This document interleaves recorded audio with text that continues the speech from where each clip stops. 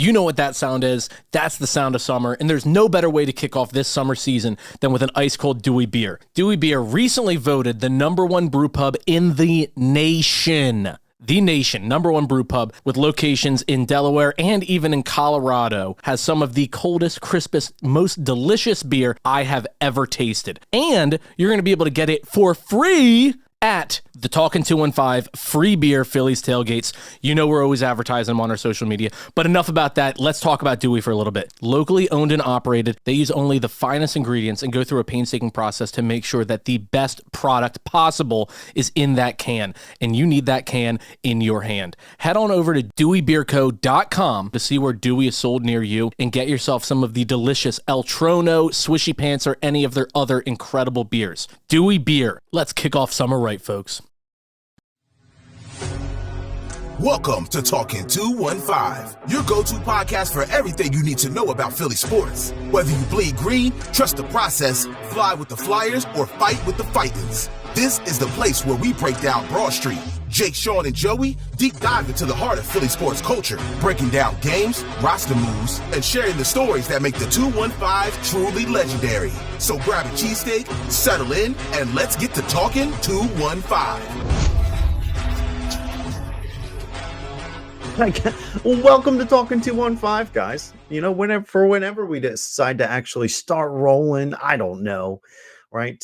We got a skeleton crew tonight. It's just me, Shawn, and Coach Joey. Coach, what's up, man? What are we working on?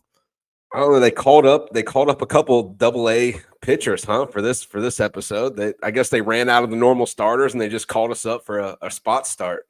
Or we're just, you know, two of the Phillies starting 9 hitters tonight. We weren't really expecting to do a whole lot. We didn't think we need to move this much weight, and here we are. Yeah, it's a rough one tonight as we're recording. Obviously, Shawn, you and I were talking before the show. What a pitcher's duel! Like one of the most, highly sought after pitching matchups this year with Ranger Suarez and Tarek Skubal. And the Phillies offense was not up for the challenge. I'll just put it to you like that. No, I mean, we're still, the game is still going. I mean, it's in the 8th at the very moment we're recording, but I mean, and I've got my MLB app up, but I'm not paying attention to the game. It's 4-0. The bats are dead. It's going to go down as a loss in the loss column. So I don't know, man, but we're not really here to talk about tonight necessarily. Right. We're here to talk about over the last week or so, kind of the state of the union, really to address what's set Twitter on fire, because that's really our town hall, right? So we're going to get into what the Phillies need. The biggest thing this week has been is Bryce Harper's effort an issue, and then we'll probably talk a little bit about the Eagles, and do you want a little bit more out of Jalen Hurts as far as vocal leadership, right? If you've got anything else, man, let me know. But those are the two really pressing issues that haven't seemed to go away this week, man. And by not going away this week, I think there's a certain radio station that kind of gets bored and says, let's stir the pot a little bit. Who could we talk about in a negative light this week? Let's name a couple people. How about Embiid, Bryce Harper, Jalen Hurts, AJ Brown? Those guys seem to be average, okay players. Let's talk about them in a negative light. You know what's crazy though is okay, so if those of you who rightfully completely stay off of Philadelphia sports talk radio, Spike Eskin, Mr. Saliva underneath the bottom lip here, he actually had mentioned that, hey, we seem to smash all these other Philly athletes for any time that they don't give 100%. Right? If they get caught kind of lacking, we kind of burn them for it, right? So what is it about Bryce Harper that makes him completely scot-free of any and all responsibility in regards to effort, right? And I gotta tell you, man, I think this is much more of a I don't like who said it versus I don't like what was actually said here. Right. Because, I mean, the game in question, Bryce Harper, kind of admiring one of his shots. It was a couple of games ago. I'm blanking on who it was against.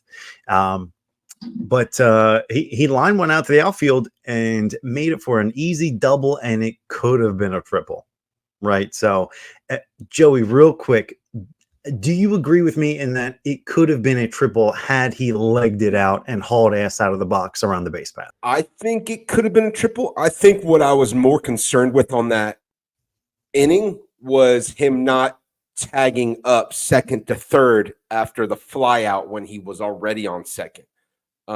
So maybe it could have been a triple, but I'm just more worried about him, tagging up and knowing the scenario. But when I look at that inning, when I look at that exact inning, you had Castellanos strikeout with Noah. You had a fly out, then you had Castellanos strikeout, and then you just had a routine grounder for the third out. So he wouldn't have scored anyway, it didn't look like. But again, hindsight, I see what you're saying. Yeah, if everybody rips it right out the box on every swing that they have, sure. There's 162 games, and I think you could fall back on, a 305 average, 990 OPS, one of the best defensive first basemen in the league, and, damn near the NL MVP with a guy named Shohei Ohtani. So I think when you kind of throw those factors in there, if we're, picking straws out of a double or a triple, I think that's okay, as opposed to a grounder that he got thrown out at first that he didn't leg out. Then if it's an out, I think we can have a different conversation. But when it's the difference between, a running back, a 30-yard gain or a 40-yard gain, I think we're just splitting hairs at that point. Yeah, it's tough for me, because I think most people jumped on him because he's Spike Eskin, and nobody likes Spike Eskin, right? Yeah. Like, how dare you? You're really just paying attention to baseball nowadays because we got a good team. This is a guy that was all basketball talk. He almost wanted nothing to do with the Phillies. Went to New York, came back, right? So he doesn't feel like one of us, right? So when he says something critical, almost no matter what it is, shut up. Just shut up, right? But there's a pretty big part of me that's like, dude, Bryce, just haul ass. And this is the craziest thing to me, because this is the guy who goes absolutely insane every once in a while and gives too much effort. Yeah. And is just like a freight train running, and you blowing through stop signs and shit and going crazy on a 1-0 game against I don't know, the Rockies. He's just going ballistic, right? But my gut reflex was like, dude, just fucking give effort. You literally have been choked out over this before, man. Just 100% all the time. I it's crazy to me to say, I have to give guys passes for not trying their hardest. I don't want to give it to them. It's this game in question. It should have been a blip in the radar, and it should have been behind us. But he should have given more effort, man. He really should have. And I don't think much of what Spike has said was wrong. I just don't like who said it. I get the don't like who said it part. So obviously jumping on one side of the argument as a result of that. I do that a lot with people I don't like. Whenever they say something, I'm like, screw this guy. What is he talking about? But like you said, the very next night, he hit a dribbler down the third base line that barely left the infield, and he legged it into a double in a 5-0 game. It was a 5-0 game. He didn't need to do that. He led off, and he did, like you said, and then afterwards, did you hear him afterwards where he's like, dude, I was thinking about that game yesterday. We made a much ado about this whole accountability thing, right? But he probably, do you not think he would agree with everything that Spike Eskin said? He was probably like, dude, I should have hauled ass, man. I should have, I regret it. And then he went ahead and he has had monstrous games since then, other than tonight, right? But we're all bashing Spike, but Bryce is probably like, yeah, man, I probably need to be held accountable. That was my bad. I got, smelling my own farts a little too much back there. I kind of forgot where I was. But I think it's as simple as baseball players sometimes admire their shot, right? Like on a golf swing or a basketball play. Like when I played basketball, one of the craziest things they used to say back in the day was follow your shot. So shoot it and then run to the basket in case you miss. So You never see basketball players doing that. They're shooting that and they're still fading away, or they're looking at their shot. It's just natural instinct to swing if you hit a bomb to like stare at it. So I think sometimes that just can be, like you said, like a brain fart, not necessarily like, oh, I didn't want to give effort on that play. And then shit, once I realized maybe that's not going out, I got to book it. I think, but the way Spike words it, he words it as if I'm just going to jog this thing in a second and that's that. And we got to hold Bryce Harper accountable. Don't forget, this was a guy that got hit in the face with a 98-mile-an-hour fastball and had bones in his face broken and came back and was the NLCS MVP. This was a guy who had to switch positions because he tore his UCL. We listened to Doc on this show, how painful that is. And then he came back and led us to the World Series and the NLCS, learning an entirely new position because it was best for the team. So I think when you throw in that sort of thing, the fact that he's been the MVP, the fact that he wants to play every single day. You don't ever look at the lineup and be like, oh, Bryce isn't in it. Bryce isn't in it. His arm has to be falling off or leg has to be falling off or hit in the face with a 100-mile-an-hour fastball for him to not play. So I think when you add all those up and you could just say, hey, look, I was admiring my shot. I shouldn't have been doing it. I should have been hauling ass. I was admiring my shot. That's something that I think we can kind of look at and be like, yep, that happens. It happens. That doesn't mean that he doesn't want to give effort. It just means that it happened, I guess you could say. And you're not entirely wrong. And again, and that does go back to, listen, it's a 162 game season. He's going to get, 300 hits, when it's all said and done. And occasionally you kind of look like an idiot because you admire your shot and then it bounces off the wall and you're like, oh shit, like that's a JV mistake, but over the course of 162 games, I don't know. I just think that we have all like exploded over this because we are we're bored. Okay. We're making up stuff that has to go wrong. Okay. And that's across all sports, and well, at least the two major ones, but we're like making up shit with the Eagles. We're making up stuff to really complain about over the Phillies. Not that we really need to like think too hard to make up stuff to complain about because we're talking 2-on-5, right? It's kind of what we do naturally. Yeah. But we also have this thing where if we never have a problem when a former athlete says anything, but you know how WIP likes to pair their former athletes with just I don't want to say a nobody, but a radio personality, right? An absolute nobody radio, right? A nobody, right? Nobody gets mad at the athletes. They all just I feel like we take these things super personally, and we feel like it's not one of us when the non-athlete says something. But if the former athlete gets on the show, if Ike Reese said the exact same thing, we'd all be like, yeah, man, Harper, leg that shit out. Right. But I feel like when it's the personality, we all like grab our pitchforks out. Like, I'm tired of getting upset at the personality because he's not the athlete, man. I just think there's such a bias between the two. Think of all the talking heads that we hate. They're all the people that are just opposite the athletes. And it's like, well, what is that? Just a coincidence? Are they coming on? Are they getting like the producer going ahead of time? Like, hey man, I need you to ruffle some feathers here because, the ratings are down. Or is this just, no matter what these guys say, we hate their guts for it? I think it's just human nature, right? Like when Schwarber is destroying the month of June, and he's hitting bombs left and right, then all of a sudden I see a commercial where Schwarber's like, hey, go to Wawa for the, BLT. I'm like, shit, I'm going to Wawa and I'm eating that because my boy Schwarber says so. But if I'm watching TV, I see a commercial and, Ezekiel Elliott is like, hey, come to Midas for, 4 tires, for the price of 3. I'm like, fuck Midas. I'm not going there. I'd rather have my cars explode. I'm not going to Midas. So I think it's one of those things where, look, it's human nature at that point, right? That's what marketing is. That's what likability is. And what that radio station does, and we all know the one we're talking about, is it's kind of like bad press is better than no press, right?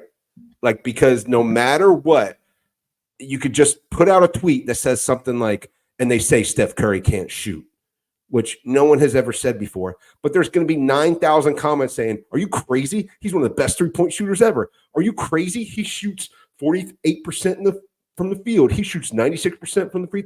But guess what? Engagement. You don't even have to believe the shit you're spewing just to get that engagement factor. So I think that whole contrarian mindset and let's attack the stars because we know that's a lot of the people are going to defend them. I think that's part of their shtick because they're a dying brand, man. Honestly, I really do. Well, hold on, not to get you too off topic here. You go to Wawa for Schwarberfest, but do you have Cure Auto Insurance? I don't. No, yeah. That is some of the worst acting jobs I've ever seen in my life. Thank goodness he doesn't have to do a whole lot of Wawa commercials, or else I might never eat a hoagie from that joint ever again. Stick to swinging the baseball bat. Yeah, just stick to hitting dingers, man. Don't make me go car insurance shopping. No, I don't know. I think it's just such an over the top reaction whenever any of these guys says anything, and it's just like it kind of harkens back to, and you bring up a good point, just like ESP with the whole Deshaun debacle, with the whole Chip Kelly debacle, right? Every single tweet he puts out, there's a million people saying apologize. I'm one of the dumbasses that do it. Yeah, and the guy could literally make a tweet about taking a shit in the morning, right? And he'd have 100 comments automatically saying apologize. Why would he ever apologize if his whole reason for tweeting is that engagement? Why would they ever stop? Right? No, you're right. You're absolutely right.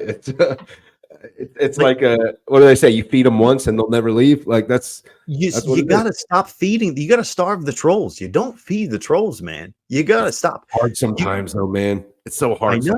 I know, because we need to talk about something too, right? These are like our entire whole conversation tonight just going to be, what are the shitheads at that radio station? You know, what are the stupid conversations they're having now? So we can bitch and moan about how there's nothing else to do and about how we still follow these guys, right? We should be unfollowing them. We shouldn't be listening to the radio. And yet here we are. Okay. Biggest thing here is, guys, you gotta pull the plug on all of it. You gotta just subscribe to Talkin' 215 if you haven't already. Listen, you hit that follow button, you click that like, so that way it comes to the top of your feeds wherever it is that you're listening, watching, whatever. Okay, check us out.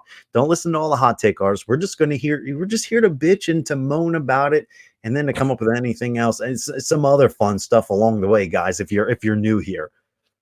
I know. I like that. And I was thinking before we hopped on, since it's just me and you tonight, Shawn, I was thinking we're about at the halfway point of the baseball season, right? About numbers wise, 162 games. We're about 81 games in almost, even though the All-Star break isn't here yet. We're about halfway through. And so I kind of wanted to revisit, and I'll go first so that you could think about your answer to this. I want you to think about one thing that so far, midway through the season, you were really right about, and then one thing you were really wrong about with this Phillies team. Halfway through the season, like I said, I'll go first so you can kind of think about your answers. One thing I was right about, and I'm dying to have Jake or our producer find the clip in our preseason episode, I said, hot take, the Phillies have the best three-man rotation in all of baseball. And I said Wheeler, Nola, and Ranger will be the best three. Little did I know that your boy, Christopher Sanchez, who you hyped up big time in the preseason, was going to come out and earn himself an extension when we were just throwing him in the rotation last year when people were getting hurt. Just call up Sanchez. He'll eat some innings, he wasn't even like ranked on our prospect list. There was McGarry, Painter, all those guys were ahead of him. So the one thing I was right about, I would say at the beginning of this year, was that rotation. Those three workhorses. One thing I was wrong about, and it's killing me to say this because it literally hurts my heart, and I hope that I could be right about it after the All-Star break, but Brandon Marsh isn't an everyday player. He absolutely cannot hit a ball if it's thrown by a human with their left hand. If he has a left hand and they throw the baseball, he cannot hit it with a baseball bat. He's a great left defensive fielder, not the best center fielder. So I think he's more of a platoon guy. And I ripped Rob Thompson for making him a platoon guy. So there's my one thing I was right about. There's my one thing I was wrong about so far. All right. Excellent question. So the one thing I was right about, I mean, you touched on it, it's Christopher Sanchez, right? I mean, I'm telling everybody he's going to win a Cy Young award, and that was a little, I was exaggerating. I was kind of having fun with it, but I expected an excellent year. Now, did I expect his ERA to be in the twos at this point of the season? No. But he's been lights out. What I will say, and I thought about it the other day, was that last season, the beginning of the last season, my preseason prediction was that my most improved ball player would be Alec Boehm. And you guys railed me because you guys said he was too old and that he was done getting better, right? And what I was wrong and right about, I said it a year too early. I can't believe that he's had this level of progression coming into his age 27 season, 20, something like that. He's not a spry chicken exactly, with a couple of years of MLB service here. But I was right and wrong that Bohm would have this kind of jump. I was just a year too early. What I was wrong about was Christian Pache. Right. I expected him, as he got some at-bats, to just continue to improve and get better. And it's come to my conclusion with Rojas being sent down to AAA, with Pache having limited at-bats through the first 60 or so games, and then, getting the line share the last couple, that he's just not cut out for the bigs, man. And this ties into your outfielder. We don't have a single quality everyday outfielder out here. Right. I mean, Casty's getting hot, but over the course of an entire season, I mean, he's been ice cold for 55, 60 games. Right. Yeah. We've got Marsh that needs to go in once every 3 or 4 games, it feels like, right, to complement somebody else. We've got Pache, who's a lame duck at the plate here. He's fine defensively. And then Merrifield. That's Merrifield. Forget about Merrifield. I don't even want to talk about him. Right? We've got Dahl. Those are our options. Dahl feels like the right choice for every single day out in left field. Where did that come from? And is Dahl just Jake Cave that got hot for a week? I mean, I don't know, because Dahl was an all-star back a couple of years back. So was he hurt? Was he just in the wrong organization? Like, what happened? Is this the real deal? Was an all-star last year. Yeah, but he's old. Dahl is what, 29? I think he's right around 30. So he's not like over the hill here like Merrifield. Like, we just know he's done. He's cooked. He's roasted. We're overpaying him, but we're going to have to pay him to sit on the bench come playoff times. Dahl, I have no idea. Like, I haven't paid nearly as much attention to his career to really give an educated answer, but I'm curious to see, like, is this who this guy is right now, or is this just a flash in the pan? Yeah, I mean, when you take a look at it, this outfield, the way it's currently constructed, the way you just described it, is not one that and look, let's preface this real quick. The Phillies have the best record in baseball. We know that. The Phillies are good. We really, really, really know that the Phillies are good, guys. I think we're at the halfway point here looking ahead to the playoffs, right? Shawn, that's kind of like what you're doing too. That's what I'm doing. Sustainability, will this carry over type deal? The way this outfield is constructed today, I would not feel confident going into the playoffs, knowing that you go against an elite pitcher in the playoffs, and you could have 3 batters in a row of, I don't know, Pache, Marsh, and Castellanos at some point. It's just not something that outfield is so bad. And then if you the fact that they have a left-handed pitcher, Marsh isn't playing, so it's Pache, Merrifield, and Casty. And what Casty are you getting on that day, right? Are you getting the Casty that reverts back to ice cold that was hitting like $140? Because if you do, then it's $140 Casty, Pache, and Merrifield. How do you feel confident when those 3 are up at the plate? Like, what are we doing here? So I think halfway point, based on what you just described, there's got to be a move for some outfield bat. There just has to at this point, because it's not one I want to go into the playoffs with. Right, because normally right around this time of year, you see the different outfield configurations and you say, okay, it's a long season, it's hot out there, they're rotating guys, but I know come playoff time, this is going to be who's in left, in center, and right? You kind of have a feel for it. Nowadays, it's like I feel like Thompson is just going to be guessing every single night based on matchups, and we really have no idea what we're going to get back there.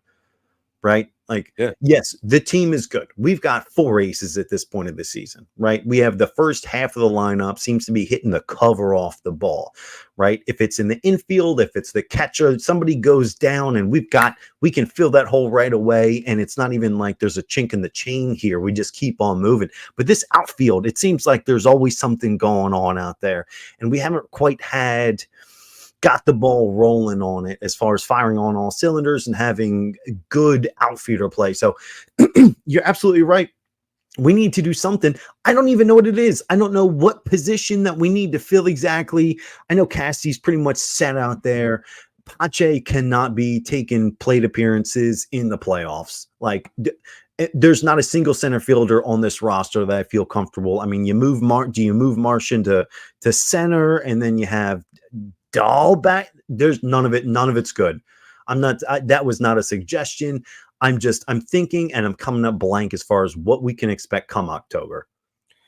I think with Marsh's versatility defensively, by the way, I mean, I think Marsh is deep righties. He can't hit lefties. I think at the trade deadline, if you're Dombrowski, you go after the best outfield bat that you can find. Not the best outfield bat on the market. We're not trying to overpay for somebody, but the best outfield bat that you could find. You don't care if he's left-handed or right-handed, because if he can't play center, if he can only play left field, cool, we'll put Marsh in center. If he can play center, cool, we'll put him in center and then we'll put Marsh in left. Marsh's versatility allows that. But Shawn, I wanted to ask you, since you were talking about your boy Christopher Sanchez and how you were right on him. We just gave him an extension. So you got Wheeler, Nola, Sanchez. Painter obviously is young. He's locked up. And word is they're working on a deal with Ranger right now. That's 5 solid, I'm not going to say aces, but it could be close, studs. 5 absolute studs deep at the starting pitcher position that I don't think any other team is equipped to match. That being said, outside of Aiden Miller, is everybody available at the deadline here? If you're trying to swing for that big fish, a Kyle Tucker, a Luis Robert, maybe a Rosarena, I don't know. Is everyone available not named Aiden Miller? Listen, it depends on who you're talking to. I mean, you're the guy of all of us. I mean, we talk back and forth, man. I want to deal Mick Abel for Luis Robert straight up. Who says no? Oh, Mick Abel has 7.2 ERA now. He can't get out of the 3rd inning of any game. Like, what are we doing? He's not making it to AAA at this point. I mean, but yeah, you got to think. I mean, if this team, if Dombrowski, if Middleton really thinks that we are one solid player away, right, and we have a Luis Robert that's available at a position that we really are just shoving stopgaps in, just thinking that we can plug a hole.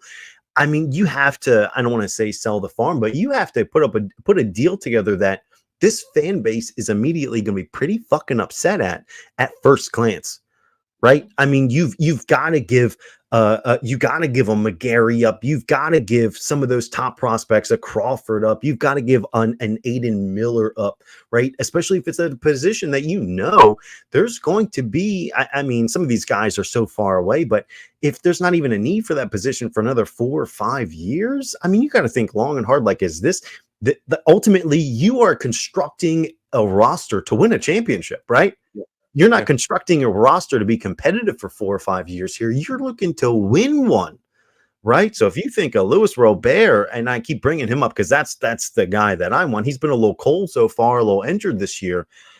But, if that's what you genuinely think that is the only thing keeping you from winning this chip, you got to go. You got to put all your chips in, dude. You can't be sitting there like McGarry is untouchable.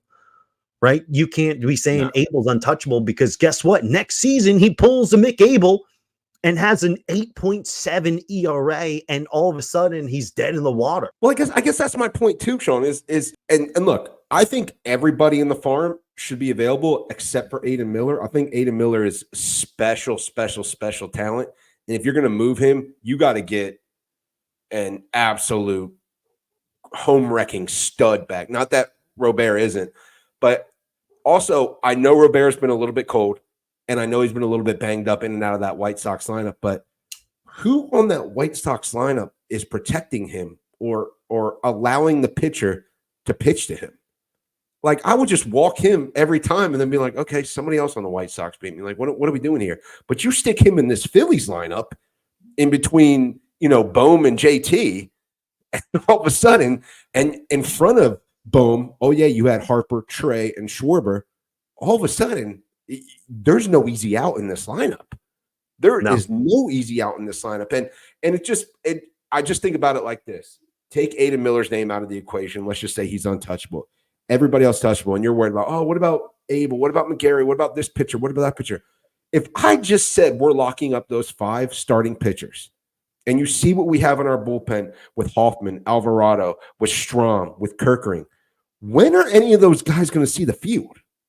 Listen, the guys you're worrying about trading away. We've got 4 guys right now, and not to mention we do have a Taijuan Walker that unfortunately has 3 years left on his deal, is untradeable. At this point, the pitcher position has to be like what you take a look at and say, listen, Painter, you're going to be fantastic. Like, is he on the table? He just had a Tommy John surgery. You never know. I mean, listen, he probably is still going to be a quality starter for years to come. But who is off the table? Like, Andrew Painter could very well be the guy that they say, hey, listen, you don't have shit on your team, but you're going to have a bona fide starter for the next 10 years. Like, White Sox, straight up. Let's go. Let's do this. What are we waiting for? Right? Your team is already shit. You're going to be shit this year. You're going to be shit next year. By the time he comes back around and is ready to play big league ball, you should have a good team fielding around him. So I wouldn't even be terribly, I'd probably be a little upset originally, but that's one of those deals I think that would piss a lot of people off, but I think in the short term might just be what you need to get over the hump, because you're right, man. You put this guy between Harper and Bohm, and they're trying their damnedest. They tried to not give Harper much for 2/3 of the year so far, but Bohm was too good to deny. And now look at Harper's numbers, because now he's got Bohm behind him. They have to pitch to him, right? There is this first half of the lineup is they're just machines out here. Like, the weakest person out there I don't even know at this point. Like, this team is playing fantastic the first half of the lineup. So at this point, you have to look long and hard and say, listen, I mean, Aiden Miller might be off because he's so young and he is showing a ton of promise. But, like, really, I have a hard time being sold that anybody is completely off the table for the right player.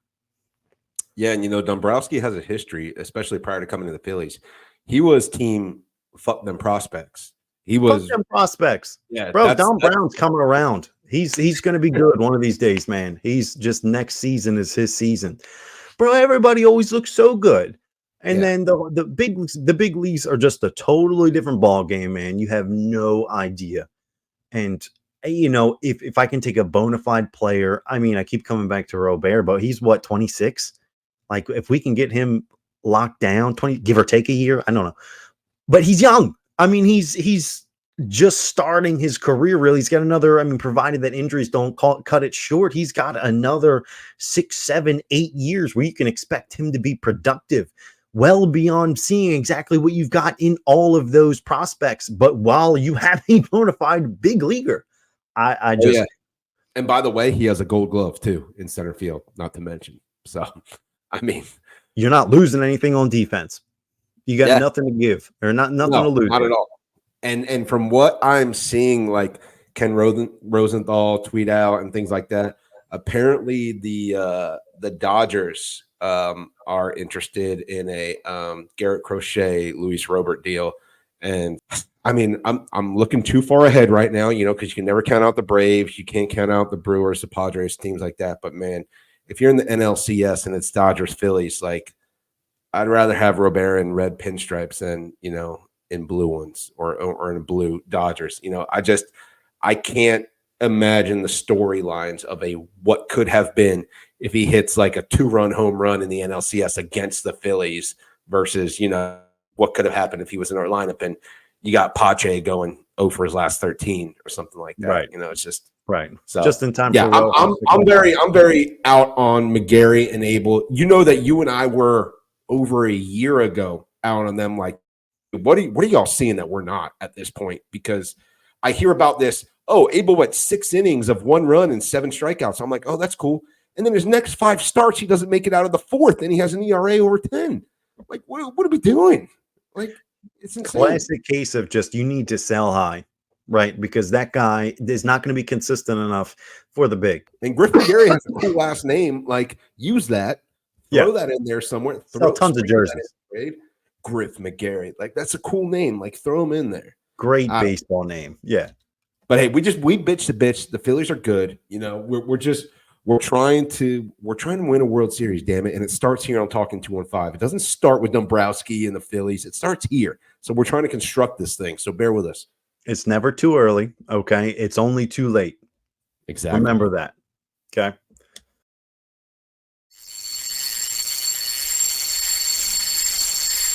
Any fisherman will tell you that is probably the best noise that you can possibly hear. You're sitting on the boat or you're sitting on the dock, you're reeling in your personal best fish, you got your buddy recording it, and what are you wearing but some raggedy old t-shirt that looks like crap? Why have that incredible moment ruined by not having on the best high-performance fishing shirt that you can get? That's where our friends at Tackle Up come in. Tackle Up is a fishing lifestyle and apparel company that is making some of the finest, highest quality fishing shirts I have ever worn. Also, we may have a Talkin' 215 exclusive shirt on their website that you definitely need to check out. TackleUp.com. We know a ton of you go down to the Delaware beaches during the summer season, so when you're down there, you have to head over to Bethany at the corner of Atlantic and Garfield and check out Tackle Up's new storefront location. Selling Grundens, Hoo-Rags, and of course, their incredible design of high-performance fishing shirts.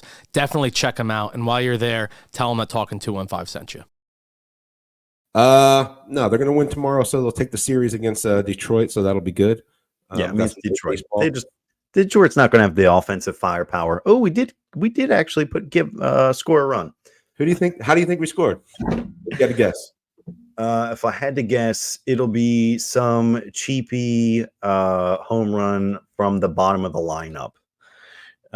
You were half right. It was a home run, but it was from the guy that's not accountable. It was from Harper. Harper had a double and a home run today. He had 2 doubles and a home run yesterday. That guy's gonna fuck around and win NL MVP. I mean, but will that be good enough, Shawn? No. He's gonna need another. Oh boy, what the hell is the name of the home run against the Padres? Why am I blanking? Bedlam at the Bank. He's gonna need another Bedlam at the Bank, and then that'll just quell us for like a month. Yeah, absolutely. Yeah. All right, so moving on, we got another Phillies point, and it's going to sound, Eagles point, and it's going to sound a lot like the Phillies point. Much ado has been made over the last, 2 months of the offseason, it feels like, from Jalen Hurts not being particularly vocal. He had that presser when they asked him about Nick Sirianni and how his input's been, and he pretty much just said, I don't know. He kind of brushed it off, right? Coach, do you want to hear a little more leadership as far as Hurts reaching out to the media in regards to this, how the Eagles are building this offseason? I'll be honest with you. I thought about this, and it drives me crazy, Shawn. Are we worried about how Hurts is as a leader to the media and to us fans more than we are how he is to his own teammates? The teammates that voted him a captain, the teammates that, and let's go down the list, teammates with Landon Dickerson in college, teammates with Devontae Smith in college, the godfather of A.J. Brown's daughter and best friend of A.J. Brown. The list goes on, and teammates of Josh Jobe in college. The guys that he's friends with, you hear about him taking the whole team out for bowling night and everything like that, and how him and Kellen Moore are grinding, learning the new cadences, the new offenses, everything like that. He was just golfing with Saquon and everything. So it's interesting to me that he's not a good enough leader for the media, but he's a good enough leader for those guys that I just mentioned, the ones that strap on the helmet and the shoulder pads, the ones that wear the green, the ones that voted him a captain. And sometimes leadership comes in different ways. You look at, the way Andrew Luck was a leader, and then you look at the way Tom Brady was a leader. Two totally different guys as far as being vocal, as far as doing what they had to do, but both equally successful. I'm not worried about it at all. If WIP and the talking heads don't like that, fuck them. I don't care. Meanwhile, we'll be staring at 10-2. Eagles start out best record in the NFC, but we're going to talk about leadership as if those wins aren't good enough. So I'm glad you paid attention to how I worded that question, because that's the question, right? It's do you like how Jalen Hurts talks about his team to the media? Now, because if you ask me if he should have answered that question a little better, yeah, I think you should have elaborated just a little bit more, and I think the team would have liked to have heard that as well. If anything, just to avoid this conversation here, like, dude, get them off our backs, man. Stop giving them stuff to talk about here. But you're right. This is a guy that we seem like we're seeing him getting tagged with other players doing things almost daily. It feels like this has to be exhausting. Like, it feels like Jalen Hurts is coordinating sleepovers with different units on different days of the week, right? Like, you see him golfing with Saquon. I feel like you've seen him, like, they were just working out at my alma mater, UCF, with Saquon, Will Shipley, the rookies, AJ Brown, Devontae, all of them were there. Right.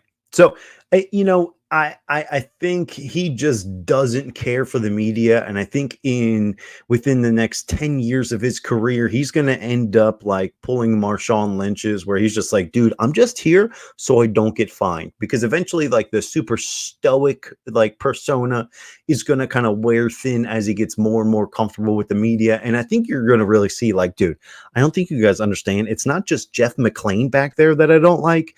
It's just this. It's me sitting down in front of this microphone, and you guys who just went to school for journalism for a couple of years so you can shit talk, and the worst things you say are going to get you even more clicks, and your editor's going to really love it, when you get me all fired up for this. I'm tired of it. I don't like any of this, and this is why I'm short with you guys. Not because I don't think Nick Sirianni knows his shit here, right? It's just because it's you. It's not them. It's you. And also, Shawn, he grew up as a coach's son. So he was schooled in focus, being locked in, all this stuff, every single day of his life as a coach's son. Then he went to Alabama and played for Nick Saban. Have you ever seen a Nick Saban press conference? Schooled in that. Yeah, he that dry. What do you want? Like, we lost the game. And then Nick Saban comes from the Bill Belichick school. You ever seen Bill Belichick? Yeah, we won. Mm-hmm. Yeah. So this is the lineage here of, like, how he's been schooled, the family tree of what's been ingrained in him from a leadership.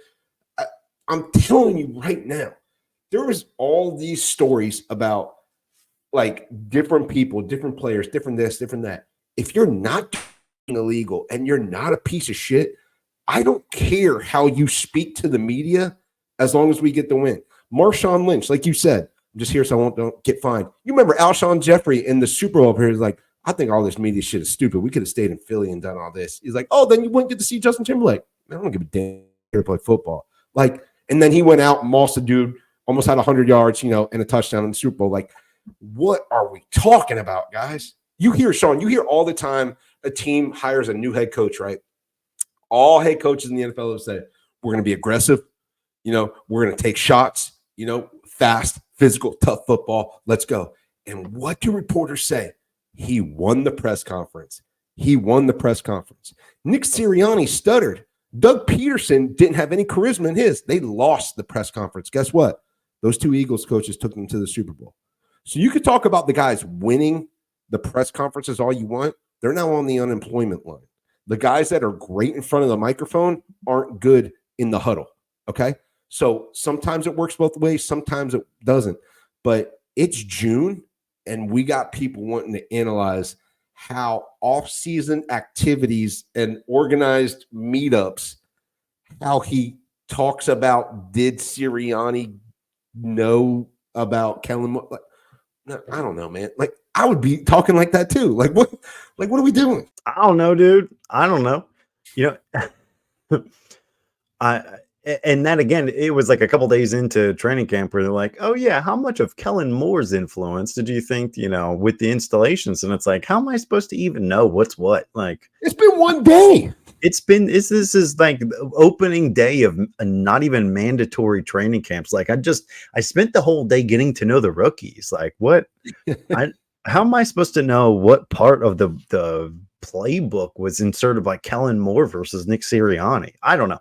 It's a slow news cycle. We're hoping to get pissed off, man. What are there anything that you found you've just been getting worked up over here, man? What is pressing? What is grinding your gears this week? I'll tell you what's crazy to me is, and I may be on an island on this, so if you disagree with me, feel free to say it. But this is just me and who I am.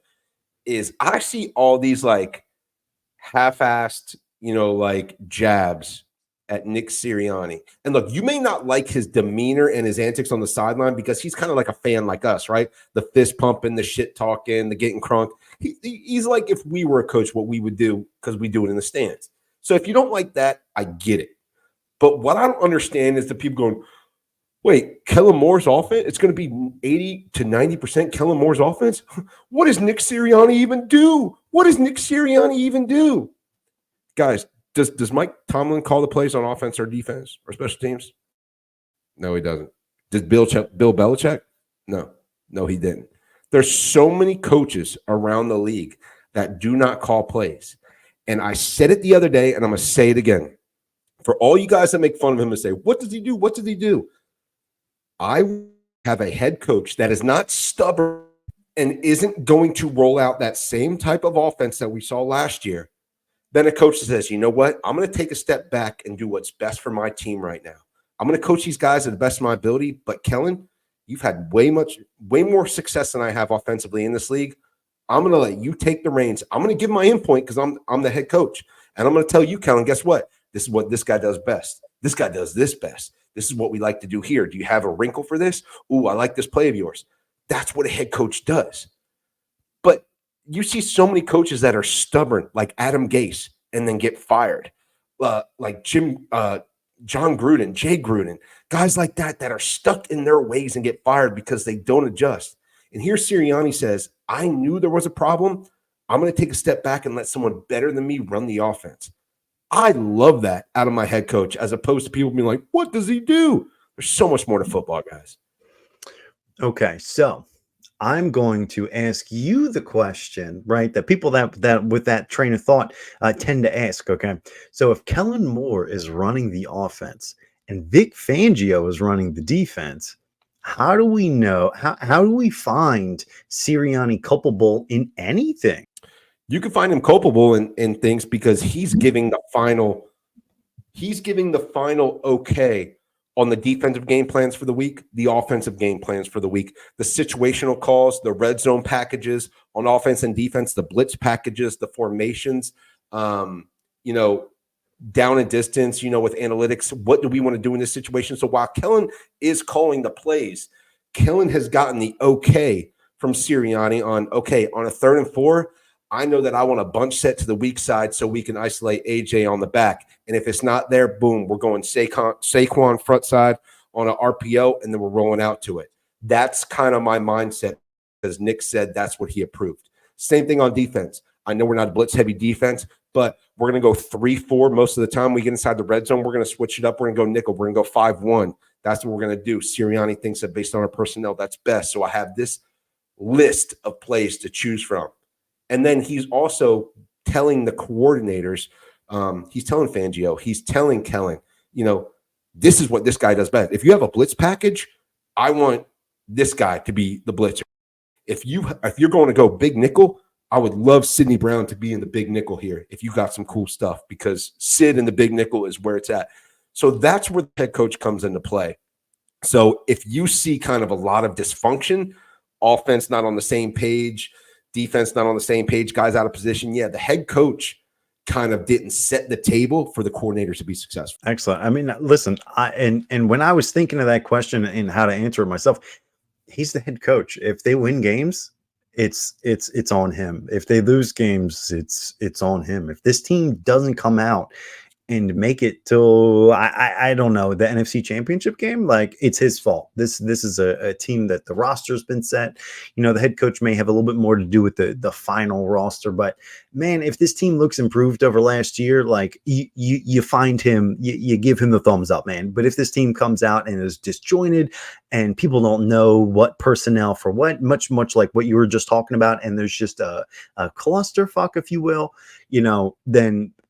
then he's completely culpable in all this. Like, it's his team. It's his team.